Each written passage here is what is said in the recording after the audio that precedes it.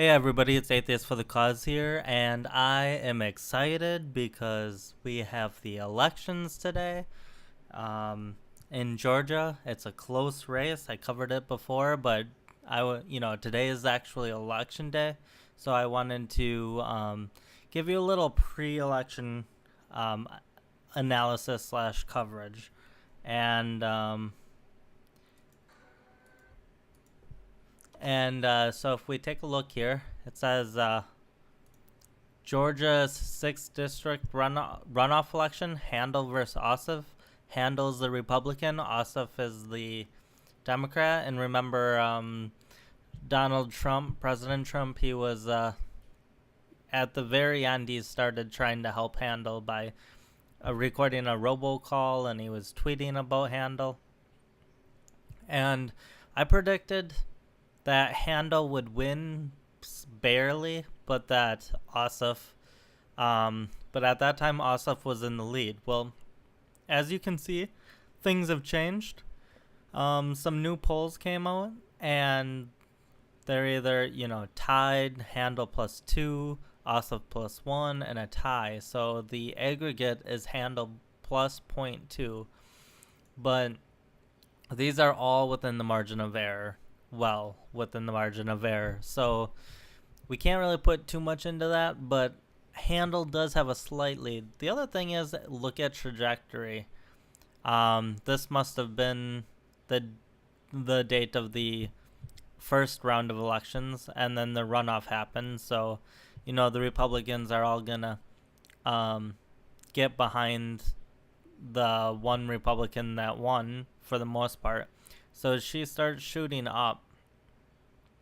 And as you can see, this trajectory, though, it's been, a couple days, and she's still going straight up. So this is quite interesting because, if this continues, then the spread is actually larger than it looks.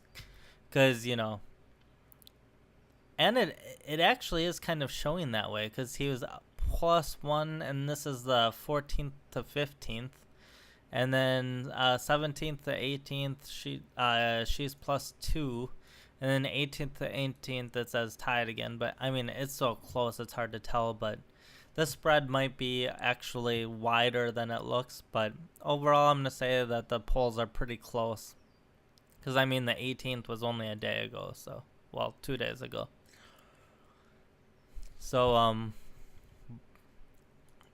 I like my chances for my production right now, though.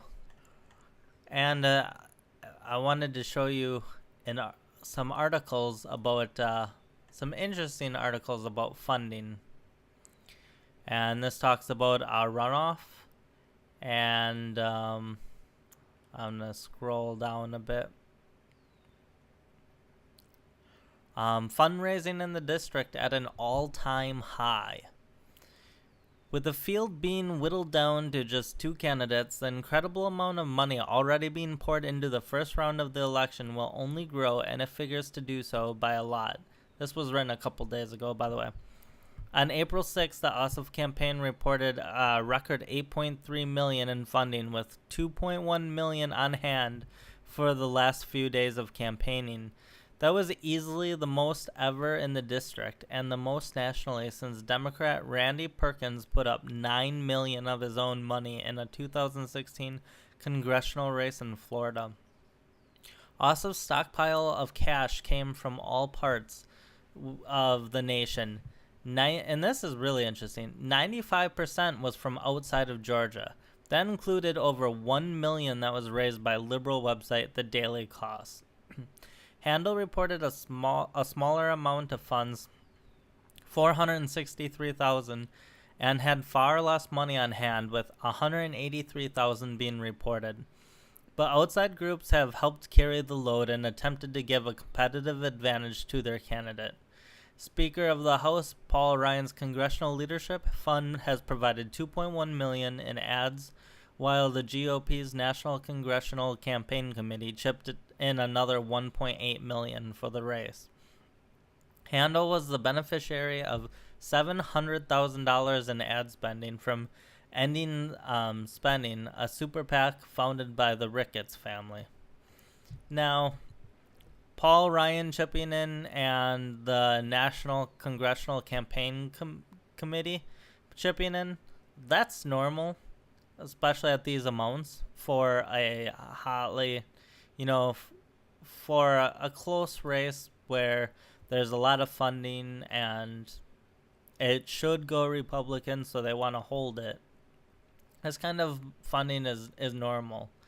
Ossoff's funding is not normal. He's getting crazy amounts of funding, and from so much of the money being from outside of Georgia, that's also not normal.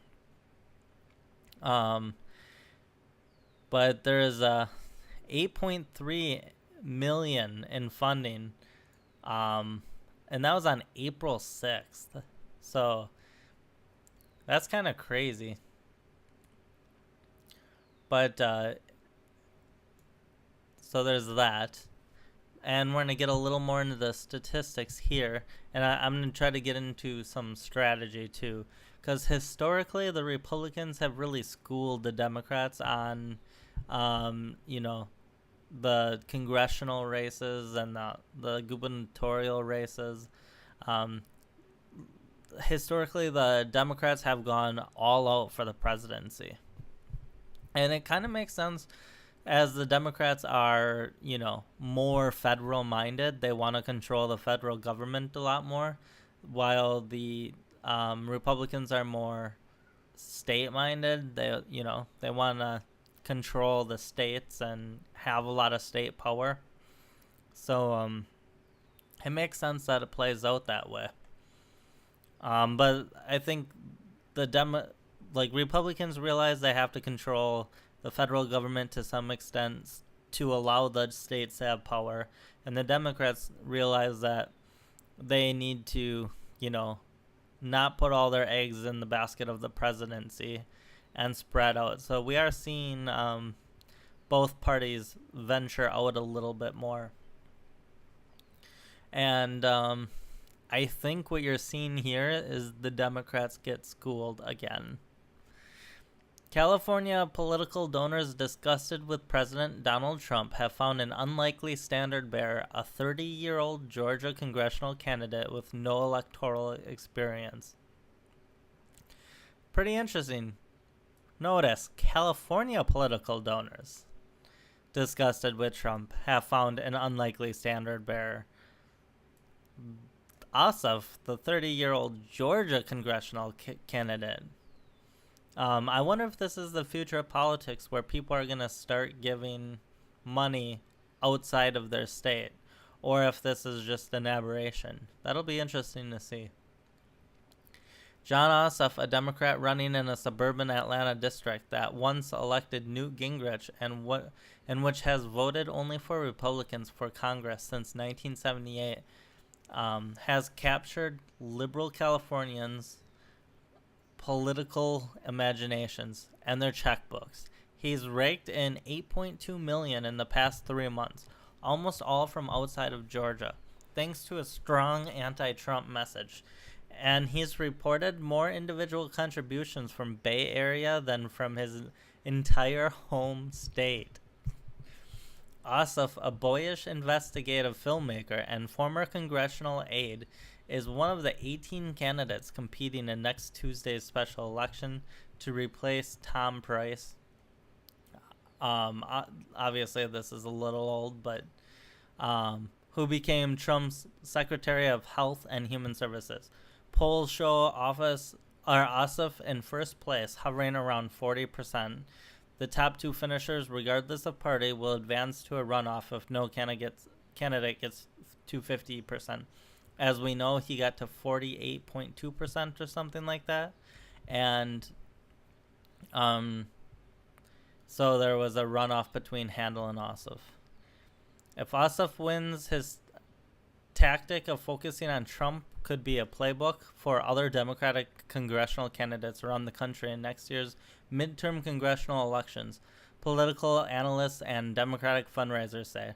Right now, there isn't a whole lot we can do, said Amy Rao, a Palo Alto tech executive who last year hosted a fundraiser for Hillary Clinton, just months after inviting then President Barack Obama into her home for a Democratic fundraiser. This is one of those things that's very tangible that could have a tremendous effect, because every seat matters if we can win it. Rao gave Ossoff $1,000 after reading about him on Facebook. She said she thought social media was the key to his financial success. She shared stories about his campaign with Bay Area friends who wanted to do something to fight Trump.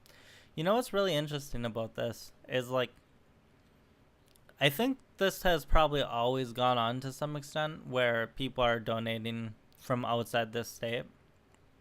But if you really think about it, this means that the rich states have a lot more power than the poor states. Because, like, the rich states can basically go into poor states and, like, pour money into the, certain candidates that they like, and basically take the state over. And this state can effectively become like a proxy state for another state. And, maybe that's something we should watch, because that's not what how our government is meant to operate. And so this is like just another problem with the way money is involved in politics. And the one thing I do agree with the progressives on is we do have to change our system with, we have to get money out of politics in the way that money is corrupting politics right now. I mean, with what lobbyists have been able to do, and how basically, especially Congress people, have like just sold out, and governors just sell out to get they'll get a couple 100,000 in donations, or even tens of thousands. It's not as much as you think it is. Like, sometimes it's just tens of thousands of dollars, and these companies get like things that are ridiculously bad for the country, but favor that business. They'll get it through. It's not like millions of dollars. Last November, even as Price won re-election by 23 percentage points, Trump eked out a win in the district, beating Clinton by less than 2 percentage points. Oh, and by the way, on Project Veritas, there was when he was going through the chain to try to, expose the Democratic operation, he actually gave O'Keefe gave $10,000 to the Democrats to act as a donor. And so $10,000 is all it really took for him to move up the ladder. Now, that's a lot of money, but like, I think a lot of people think these effectively bribes take like millions of dollars, and they really don't. And it's kind of scary how much or how little politicians can be bought with. That Ossoff's campaign says is a sign that there's an opening for a Democrat, especially when laser focused on Trump. Ossoff's campaign tagline is "Make Trump Furious."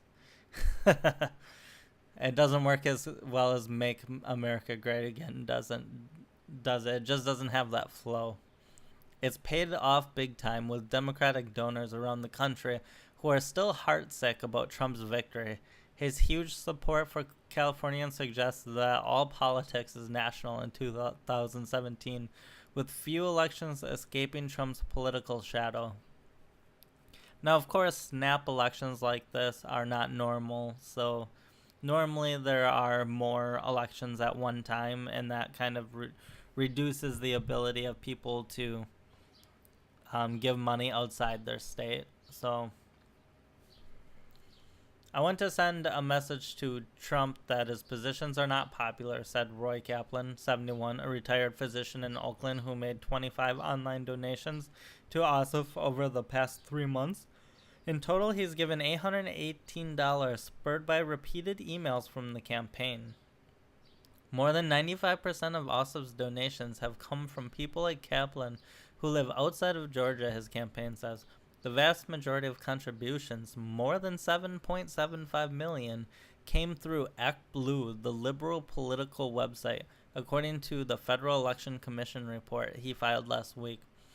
While the majority of Ossoff's donations are under $200 and thus not included in public records, more than 3 times as many of the itemized donations he reported are from California than Georgia. He reported 5,822 donations from California, which totaled $547,857, compared with 1,578 donations from his home state, totaling $600,141. So California has given like 4 times the donations, although about $50,000 less. But still, that's a heck of a lot of money. And here there's a graphic that says California influence individually reported donations to Georgia's congressional candidate Jon Ossoff's campaign between December 21st and March 29th. And it's kind of funny where, you have just 9 Bay Area counties are way ahead of all of the state of Georgia. It really shows that, this is really hard to get by with, this is all pushed by money. He's propped up artificially. This is not what, the people do not naturally want Ossoff. But when you can pour so much money into his state and, not only prop Ossoff up, but tear down Handel, and Handel doesn't have the money to respond. Like, she's got some money, but she doesn't have the kind of money he has. It really creates a situation where Democrats are trying to get Ossoff elected despite what the people really want. They naturally want a Republican. And so in a really close race, I would give the edge to the candidate that's more natural, that's naturally growing, rather than the artificially propped up candidate with lots of money from outside. And if Handel's smart, I don't know if she's doing this or not, she will expose this and be like, look, he's not even getting donations from the state. This is outsiders from Georgians aren't going to connect with Californians, and they're going to see that as like an invasion, and that will make people more likely to vote for Handel and less likely to trust is the word that comes to mind. They're not going to trust a guy who's getting, more donations from outside of Georgia than within. I mean, from 9 counties in California, he's getting way more donations. So, Ossoff reported 2,628 individual donations from people living in the 9 Bay Area counties, significantly more than from all of Georgia, although a smaller total value. Ossoff has received support from 2 East Bay politicians, one who donated $2,000 from his political action committee, and Barbara Lee gave $1,000 from her PAC, Swallow. Swallow will attend a house party Wednesday night in Georgia in support of Ossoff and is organizing a phone bag for him in Dublin on Saturday. John is young enough to know what's happening with America's biggest, best educated, and most diverse generation. Yet his experience would be invaluable as we protect the progress we've made and look to a brighter future. What experience? He's 30 years old. Other special elections are taking place over the next few weeks in other Trump cabinet members' former congressional districts. Kansas went to polls Tuesday. Now remember, where's the date? April 12th, 2017 is the date of this article. So this is quite a while ago. But I still think it's got a lot of good information in here. Um, it says so other special elections took place. Kansas went to the polls and voted to replace ex-Congressman Mike Pompeo, now CIA chief, with Republican Ron Estes, and Montana's vote in May to replace Interior Secretary Ryan Zinke. But neither race was ever thought to be as competitive as Ossoff's, and neither has gotten anywhere near the scale of national attention or money. Remember, this Montana one did go to a Republican. This is the one where the Republican literally assaulted the reporter and faced charges.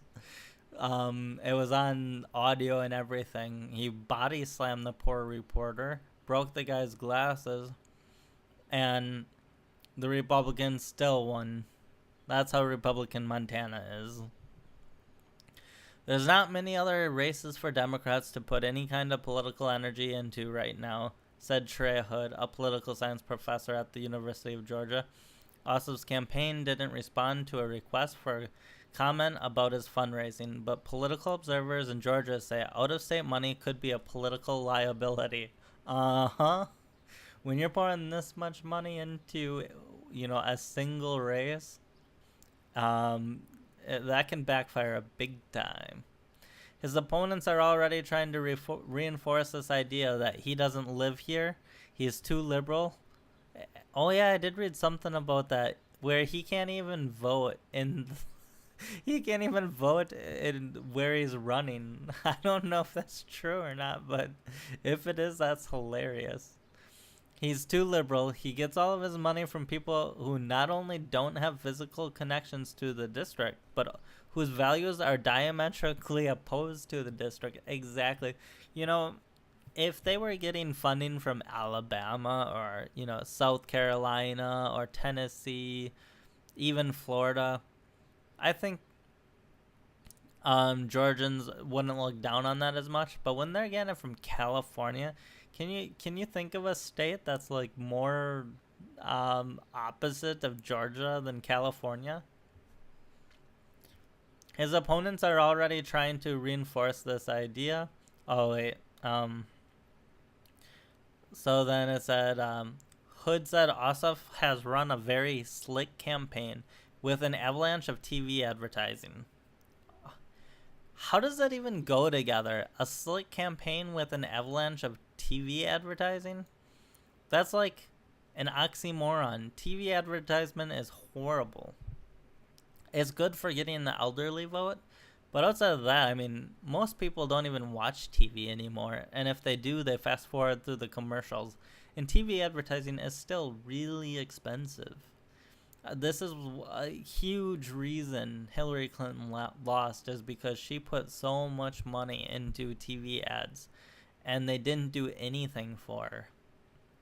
His ads tend not to mention he's a Democrat, instead talking up his plans to cut wasteful spending and hitting Trump for impulsive decision-making and embarrassing America.